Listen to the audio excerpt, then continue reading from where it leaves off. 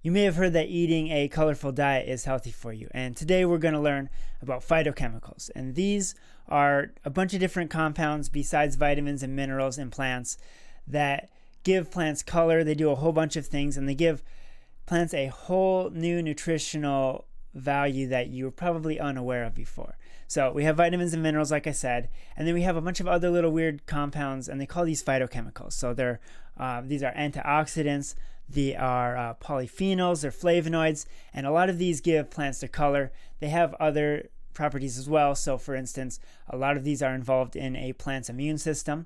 So plants have to fight off bacteria and insects and fungi, right? And these compounds actually help plants fight those off. They're actually even produced when plants have damage. So like UV rays can start to produce some of these in some of these plants. And so there's just tons of them. Let's take a brief look. So with this chart here, I don't expect you to take a whole lot away from it, except to understand the complexity and the vastness of phytochemicals.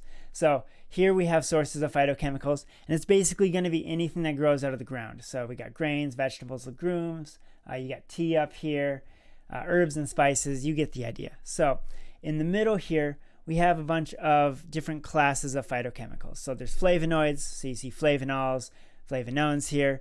There are polyphenols, which are different compounds, and we don't need to get into all of these. And then over here, we have a bunch of the phytochemicals. So quercetin is probably the most famous one over here. It has been suggested that it helps decrease inflammation. That's one of the benefits of antioxidants. It can have some anti-cancer benefits, potentially, maybe decrease blood pressure, maybe improve or decrease our risk of Alzheimer's. I mean, these things are very hard to study because in nutrition, it's very hard to isolate just one of these. And there's been a few studies, but you can't just read one study and make a broad conclusion.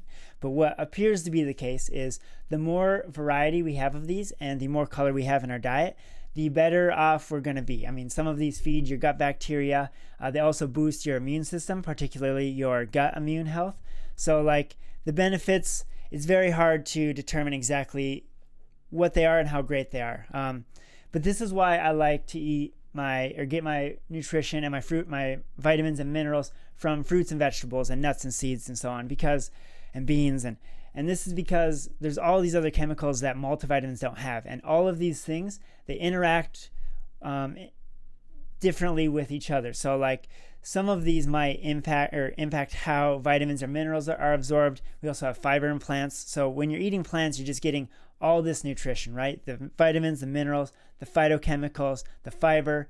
It's just almost unbelievable. So for quercetin, for instance, this is in like broccoli, tomatoes, kale, grapes, right? It can give it some color. That's why it's purple. So it may be giving the grape their purple color. Of course, it might not be very high in tomatoes. We're going to learn about lycopene right here. So let's check out lycopene. Lycopene is in tomatoes. It's actually suggested that you eat 2 servings of tomato-based foods per week. And tomatoes, or lycopene, seems to have some really good anti-cancer effects. So I would think about that. How can you add some tomato-based foods to your meals? Lycopene is available in other foods as well. As you can see, most of these are going to be red because lycopene tends to be red. So we got grapefruits, red peppers, you get the idea. So lycopene's kind of crazy. Another really crazy thing about some of these phytochemicals, and lycopene in particular, is there is some evidence that by eating lycopenes, it reduces your damage from sunburns. So it's almost like sunscreen from eating the lycopenes. Kind of crazy. I don't fully understand the mechanism there. Obviously, this doesn't replace sunscreen, right? You still need to put that on so you don't get burned. But eating lycopenes can actually help reduce your risk of sun exposure and sunburn. So kind of crazy stuff. May reduce risk of heart disease as well. Find a way to add some of these into your diet. Okay, next, let's look at sulforaphane. So sulforaphane is kind of interesting. It's actually created when a plant, particularly a cruciferous vegetable, which you can see a bunch of them over there, is cut or broken or chewed or something. And so when the plant is broken, sulforaphane is produced. And there's a bunch of different other chemicals that increase its ability to be absorbed. So for instance, if you cook sulforaphane, it is less absorbable. So if you're cooking broccoli, you don't quite get all the benefits of the sulforaphane. Although if you add mustard seed extract to your cooked broccoli, then you will get the benefits of sulforaphane.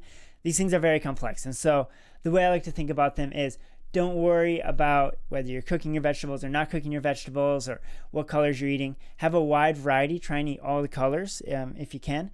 And then in addition to that, sometimes eat them fresh, sometimes cook them, because for instance with lycopenes, if we go back here, lycopenes are more absorbable when we cook them.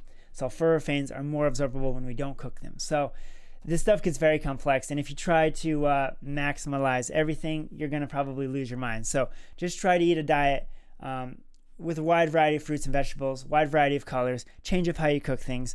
With sulforaphane, it's very interesting. It appears to impact our DNA and increase gene expression. They found over 200 genes that are increased with sulforaphane consumption. And these genes potentially have anti-inflammatory, potentially anti-cancer, antioxidant effects. One study looking at sulforaphane found that it reduced the risk of cancer of lung cancer in smokers by 55%, which is quite large. And so, who knows what these things can do? Again, research is very difficult because it's hard to do diet research when you're trying to isolate one compound. So again, we just want to eat a good variety. So for this week, for your assignment, what you are going to do is you are going to think about the colors that you had in your diet the previous day, reflect on that, and then think about how we can get more colors in our diet moving forward. So, all right, that'll be good for this video. I will see you in the next one.